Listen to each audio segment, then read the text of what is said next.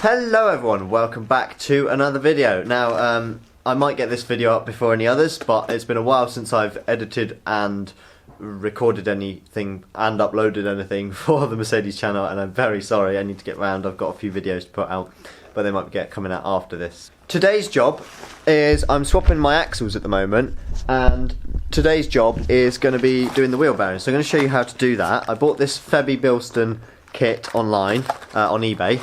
And here is the part number, but I will also link it down below in the video description. That's the part number there with the 601. So in the kit you get one bearing, which comes with a bit of grease on, but I believe they don't actually need greasing because they run in diff oil.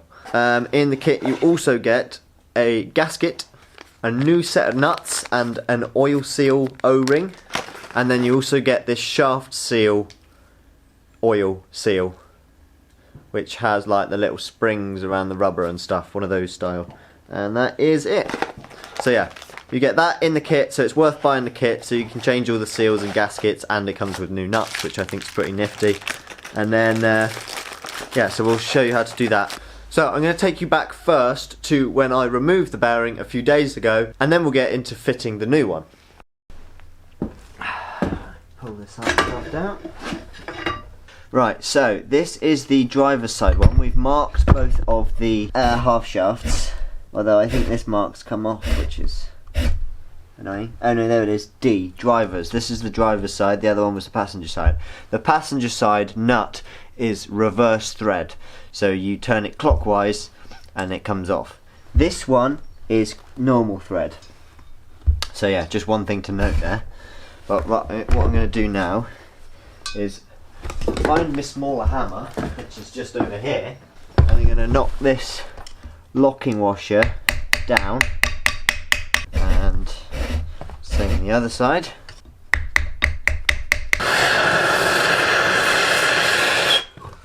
Okay, now hopefully, hang on, I'm doing that the wrong way again, aren't I? Yeah. Twat. Doing it the wrong way again. Oh well, there you are. So make sure you do it the correct way around. Driver's side is anti-clockwise to undo. Passenger side is clockwise to undo. So yeah, take this off and take the locking washer off. And then what we did last time was smash this into the bearing race. Like so. And try and knock a bearing out. So, if you look closely here, you can see that we started to smash apart this with a chisel, trying to get the roller bearings out. But now, if we cut this along here, we can then get this selection of bars again and try and smash this apart. There we go. And then the bearings will just fall out. Or, even better, just take it off the end. There you go, there go all the bearings. And we've got an outer race. You've got the nut and the locking washer, which you need to keep together. Make sure they are the right way round as well. And there is a little flat bit in the washer, so that it only goes in one way, but it is not symmetrical, so make sure you make note of which way that came off.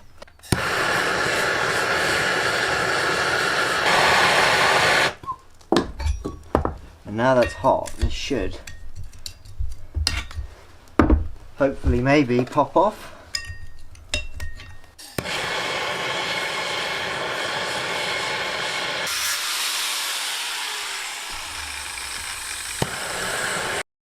I need to get one of these cold chisels.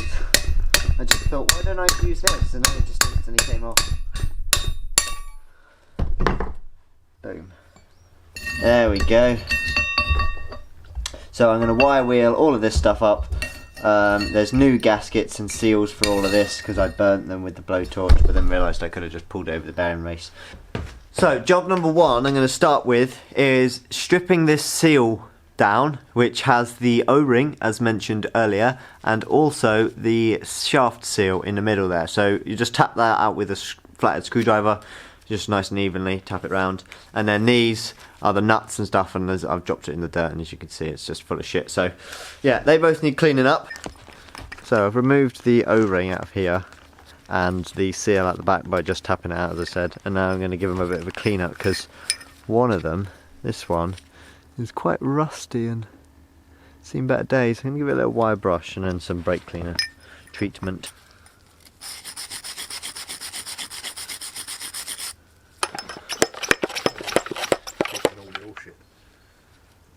There we go.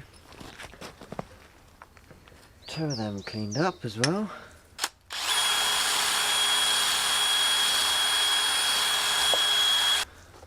Remember what order it is there. Yeah, so I've cleaned this up, because don't paint the inside basically, just paint the outside. And that goes on there. So I think I've found that this is the same diameter as that.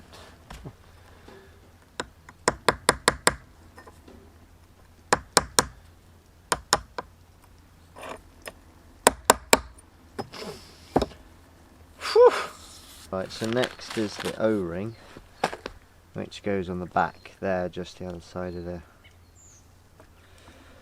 inner oil seal. There you go. Just fit it on there, nice and easy.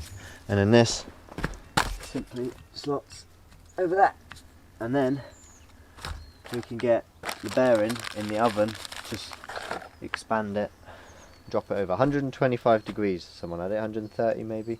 129 I think. Yeah, 130. So I can set my oven to that, so I'm going to do that and then come back out and hopefully it'll just go poof. Be nice.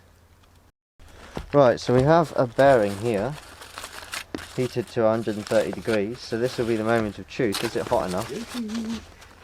And will it just go over? Little tap. Ow. It's quite hot still.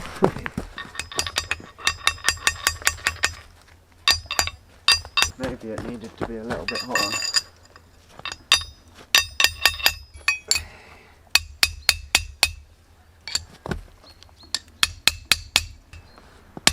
There, that sounds more like it.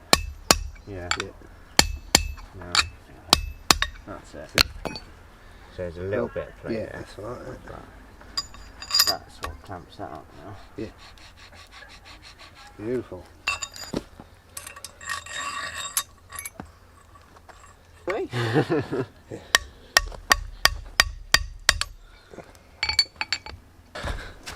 Once you heat the bearing up, it should just pretty much slot on, and then we tapped it round with a cold chisel and the old inner bearing race. And don't forget the little back race that sits back there, and then you want it so it just can't move. You got to make sure it's lined up though, and you tap it down a little bit, and then that's all on there. And then you stick the nut on and do that up with a little chisel too. Now if I show you what we did to this one, we just put a new notch in on the locking washer at the back to lock it in place. So we'll do that to this one now, stick the nut on, and then the gasket that came with it, you stick that on, and then we got to stick the inner race into the axle, which is what I'll show you next. So we've got an old bearing and a race and a new bearing race, and use the old one to tap the new one in basically. So I'm just going to make sure this is clean, maybe put a bit of grease on it, and then tap it in.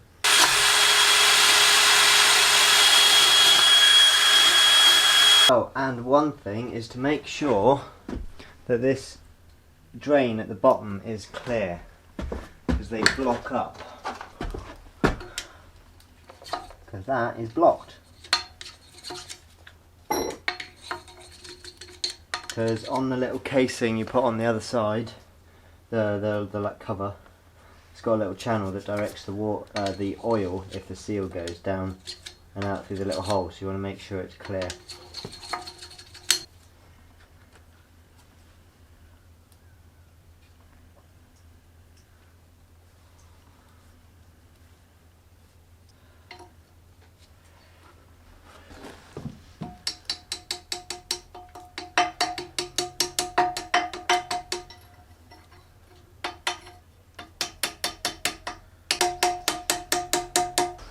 Good job I kept 2 races. Back out though. I know. That's what I was just thinking. Yeah. Should come out just as easy. Yeah. If I... Sounds good to me.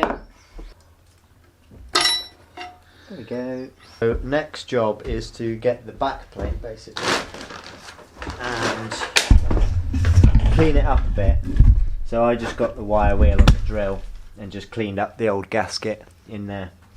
So I'm just going to quickly do that now, and then I stuck some copper grease on everything, ready to put it back together.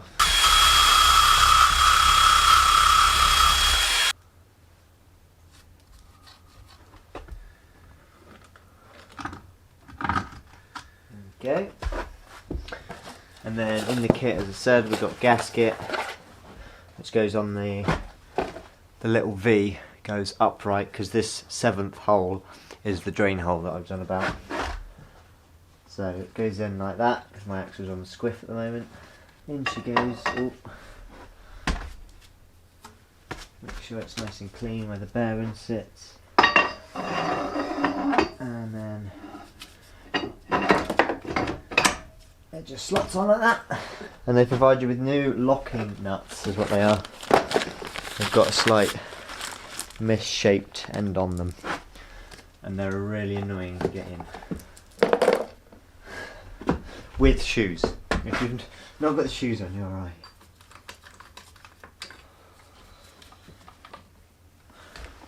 There's also probably a torque spec for these, but I haven't looked it up. We're just doing it tight with my little 1/2-inch ratchet, so that's what.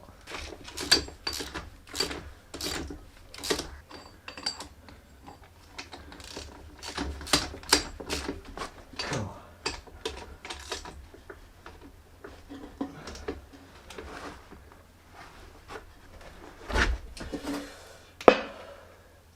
And then the drum. And simple as that.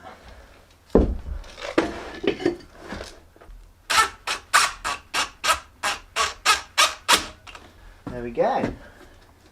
And that is the rear wheel bearing replaced.